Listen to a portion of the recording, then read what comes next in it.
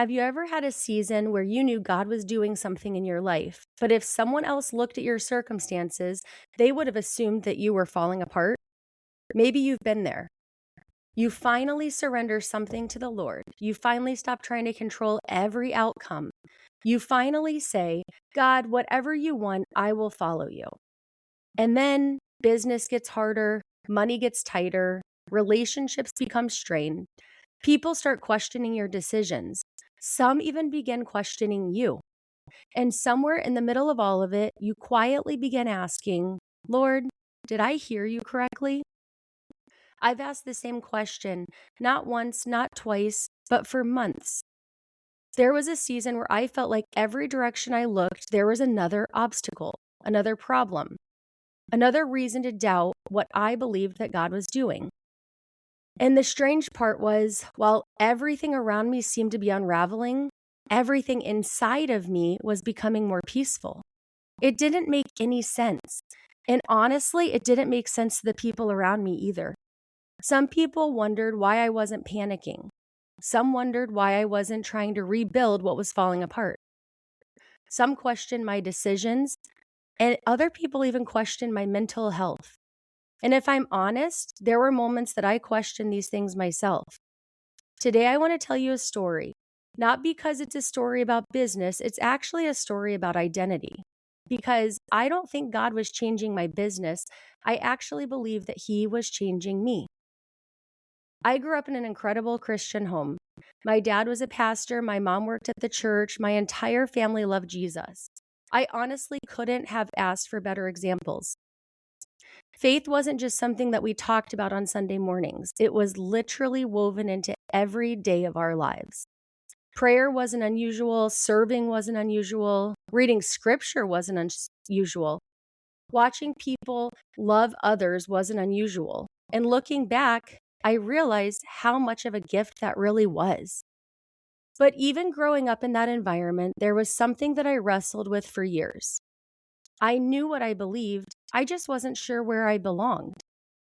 It felt like everyone in my family had begun finding their place in different portions of ministry. My dad preached, my mom served. So many people around me knew exactly where God had placed them. Meanwhile, I kept wondering, Lord, what about me? I loved Him. I wanted to serve Him. I just didn't know where I fit. Have you ever felt that way? Not questioning your faith, just really questioning your place. You know God created you for something, you just don't know what it is yet. And that was me. Then something happened that completely changed my life. God gave me a business. I still laugh when I think about it because if you had asked me years before I'd owned that company, I would have probably laughed myself. I wasn't the obvious choice. I didn't have a lifelong dream of becoming an entrepreneur. I didn't have a perfect business plan. I honestly felt completely underqualified. Yet somehow God kept opening doors. Clients kept coming in, opportunities kept appearing, provision kept showing up. There were so many moments where I knew this wasn't me. This was God.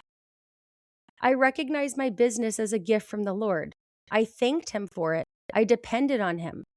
I knew I couldn't do it without Him. And honestly, for a while, that's exactly where my heart stayed.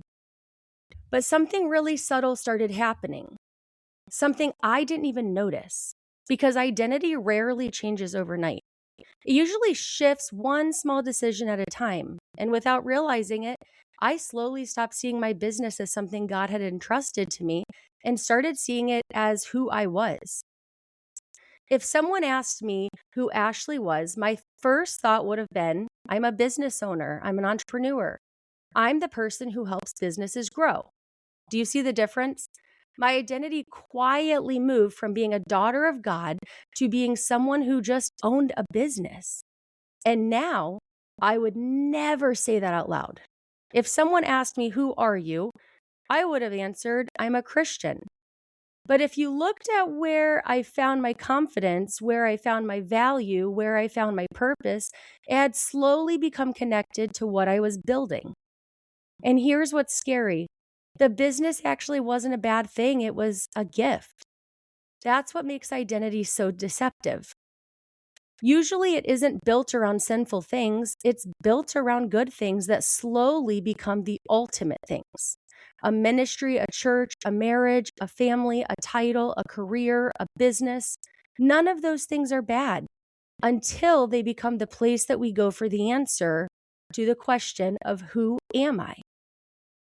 Then life started changing, not all at once, but enough that it felt like one wave after another. My husband and I have a blended family. If you've ever been part of a blended family, you know how beautiful it can be and how very complicated it can be at the same time. There were seasons where I felt like we were barely keeping our head above water. Financially, things became incredibly stressful. There were months where I honestly didn't know how we were going to pay the bills. I remember carrying the weight every single day. And then something happened that's never happened before. A client sued me. Thankfully, it was eventually dismissed. But walking through it, the uncertainty, the fear, the questions, it was all exhausting. Around that same time, my husband was working in the business with me. Now, he had never owned a business before. And watching someone you love carry that kind of stress is hard. I could see the weight on him. I could see how much pressure he felt to help figure everything out. And at the same time, my own mental health wasn't in a good place. I was emotionally and mentally exhausted. I was spiritually exhausted.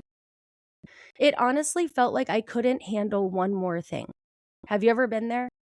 Where your prayer isn't some deep theological conversation. It's really simply, Lord, I don't know if I can carry this anymore. I remember thinking, if one more thing happens, I honestly don't know what I'm going to do. And yet, something unexpected has happened underneath all of it, something that I truly couldn't explain. There was something beneath the surface that I couldn't explain. While everything around me was unstable, everything inside of me was becoming still. Not because my circumstances were getting better, because they weren't. The bills were still there, the uncertainty was still there, the pressure was still there. I still didn't know what tomorrow was going to look like. But for the first time in a long time, I really wasn't living in panic. And honestly, that confused me more than anything. Because if anyone had a right to be anxious, it felt like I really did. Our family needed provision. My husband and I were carrying the weight of the business together. There were legal issues that I didn't imagine I'd ever have to walk through. My mental health had already been through incredibly difficult seasons. Everything on paper said I should be falling apart, but instead, I had a peace. Not a perfect peace, not that I never worried, but underneath all the questions, there was this deep confidence that I could not manufacture myself. It was almost as if the Lord kept whispering, I've got you. I can't explain it any better than that. It wasn't based on my bank account or my clients. It wasn't based on any certainty. It was just based on Jesus. And because of that, some people around me didn't know what to do with me. They expected me to react the way I always had. They expected me to jump into problem-solving mode, to fix everything, to chase every opportunity, to force every open door. But something changed. I wasn't inactive, I wasn't giving up, but I was waiting. And waiting can look strange to people who believe action is the answer. Some people began questioning my decisions. Some questioned why I wasn't pushing harder. Some wondered why I wasn't trying to save everything. Some even questioned my mental health. And I'll be honest, the comments hurt. Because when people love you, they don't understand what God is doing in your life. So it's easy to start wondering if they're right. I remember asking myself, am I missing something? Am I making a mistake? Did I hear God correctly? And those are honest questions. And I think more believers ask them than we're willing to admit. Because obedience isn't always loud. Sometimes obedience looks like moving or speaking. Sometimes obedience looks like building. But sometimes obedience looks like standing still when everyone else is telling you to run.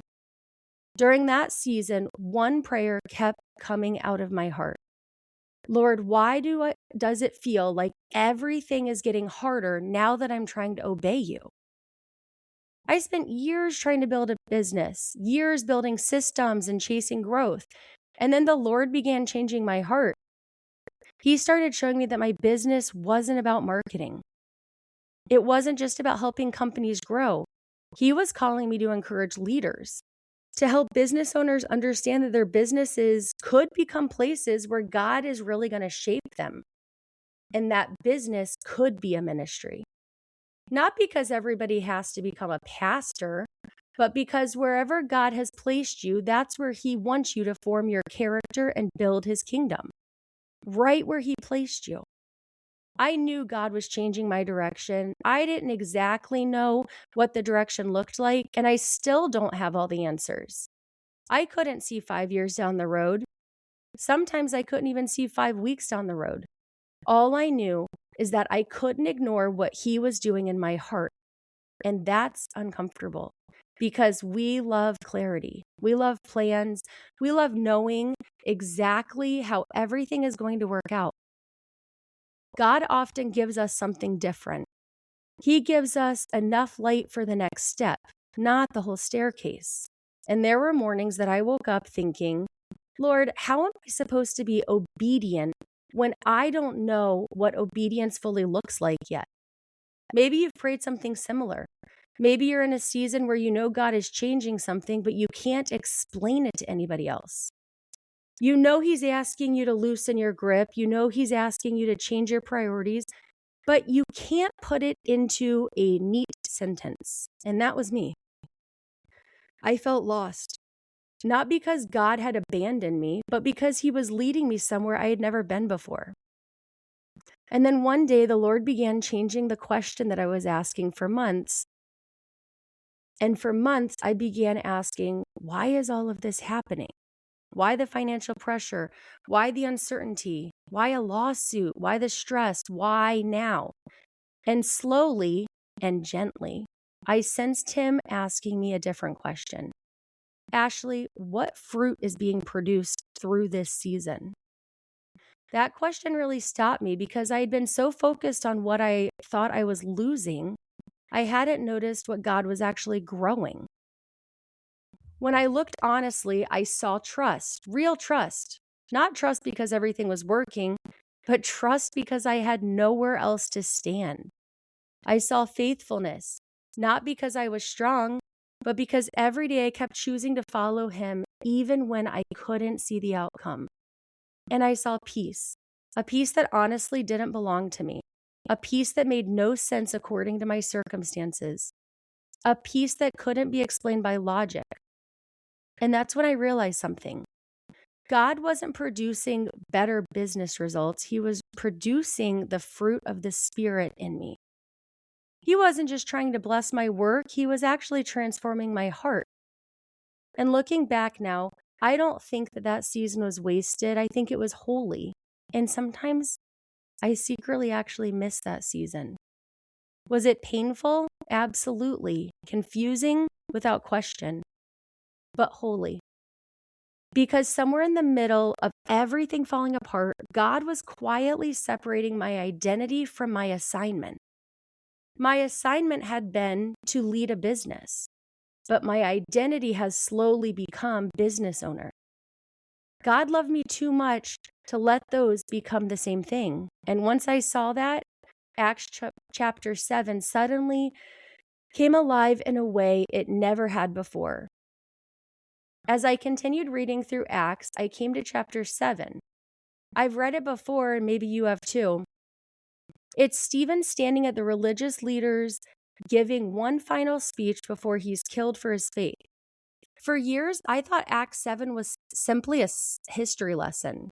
But this time, I couldn't stop thinking about one section.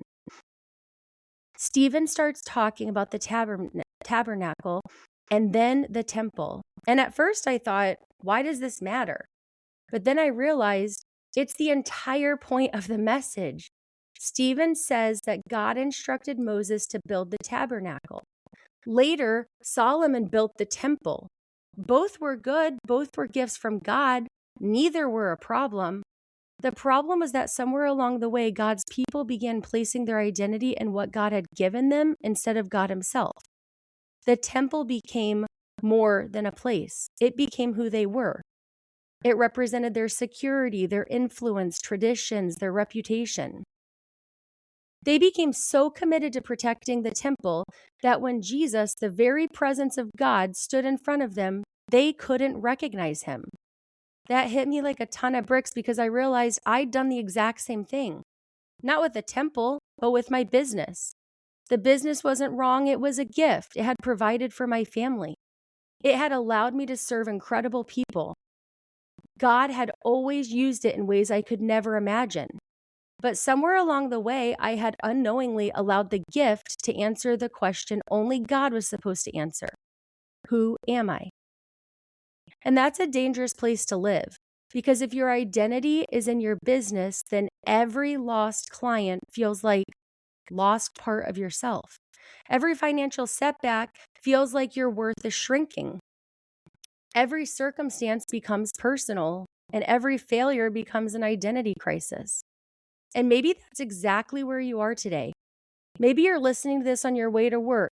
Maybe your company's thriving. Maybe it's struggling. Maybe you're wondering if you'll even make payroll next month. Maybe you've built something successful, but you're exhausted trying to keep it alive. Can I tell you something I wish someone had told me years ago? God never asked your business to tell you who you are. Only He gets to do that. And for so many years, I prayed for God to bless what I was building. But my prayer is so different now. Now I want to pray, Lord, don't let me build anything that becomes more important than staying close to you. It's a dangerous prayer because He'll answer it. Sometimes by blessing, sometimes by pruning, sometimes He slows us down, sometimes by asking us to loosen our grip on the very thing we thought we could never live without. Jesus says in John 15 that every branch that bears fruit, the Father prunes so it will bear even more fruit. Notice something. He doesn't prune just the dead branches. He prunes fruitful ones. I've often wondered if some of the hardest seasons of my life weren't signs that God had abandoned me, but rather signs that He trusted me to keep shaping me. That doesn't mean every hardship is God's pruning. Life's complicated. We live in such a broken world. People make sinful choices. There are spiritual battles. There are consequences. There are trials. We don't know why a particular hardship happens. But we do know this. God wastes nothing when we place it in His hands. He can use every season to make us more like Christ. And that's exactly what I began seeing. The more my identity shifted, the less fear controlled me.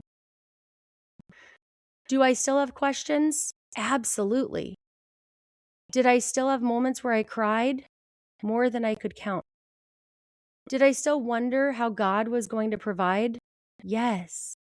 But underneath all of those emotions, there was a peace. Not because I knew what was coming, but because I knew who was leading me. That peace really changed me. It didn't remove every problem. It changed the person walking through the problems. Looking back, I understand why people question me. From the outside, it probably did look confusing. They were looking at my circumstances while God was looking at my heart. They saw uncertainty, but God was producing trust. They saw losses, but God was producing surrender. They saw a woman who wasn't reacting the way she normally would, but God saw a daughter beginning to rest in Him. If you're listening today wondering whether you're hearing God, let me encourage you with a few things that have anchored me. First, God will never contradict His word. If what you believe you are hearing leads you away from the character of Christ or the truth of Scripture, that is not His voice. Second, look at the fruit, not the results, the actual fruit. Is your life becoming more loving, more patient, humble, faithful, peaceful? Those are the things that the Holy Spirit produces. And third, stay teachable. God doesn't call us to become isolated. Invite wise, mature believers to speak into your life, not people who simply tell you what you want to hear. People who love Jesus enough to tell you the truth. And finally, Remember that obedience rarely comes from a complete blueprint. If you're waiting until every question is answered before you make the next step, you're probably going to wait forever. Most of the time, God gives us enough light for today's obedience. Tomorrow's light will come tomorrow. As I close, I want to ask you the same question the Lord asked me. If everything you currently identify yourself with disappeared tomorrow, your title, your income, your business, your platform, your reputation, would you still know whose you are? Would you believe that you're deeply loved? Would you still believe that you're chosen? Would you still believe your life has purpose? Because if the answer to those questions depends on your business, then your business has become more than just your assignment. It's actually become your identity. And that's too much weight for any business to carry. Today, I can honestly say something that I never thought I'd be able to say. I'm grateful for the business that God gave me, but I'm even more grateful that He loved me enough not to let me find myself in it. He used my business to truly reveal my heart. He used uncertainty to teach me trust. He used pressure to teach me dependence. He used a lot of loss to remind me that nothing I build could ever replace the security of belonging to Him. If you've been walking through a season where everything feels uncertain, don't rush past it. Ask the Lord what He's producing. Because sometimes the greatest miracle isn't that God changes your circumstances. Sometimes the greatest miracle is that He changes you. And when He changes you, no one can take that away from you. Thanks for spending this time with me today. If this episode encouraged you, please share it with another business owner or leader who may be carrying the weight of finding their identity in what they do. And remember this as you head into your work week. Your assignment may change, your business may grow, it may shrink, your title may come and go, but if you belong to Jesus, your identity is settled. You are not defined by what you build. You are defined by the one who made you.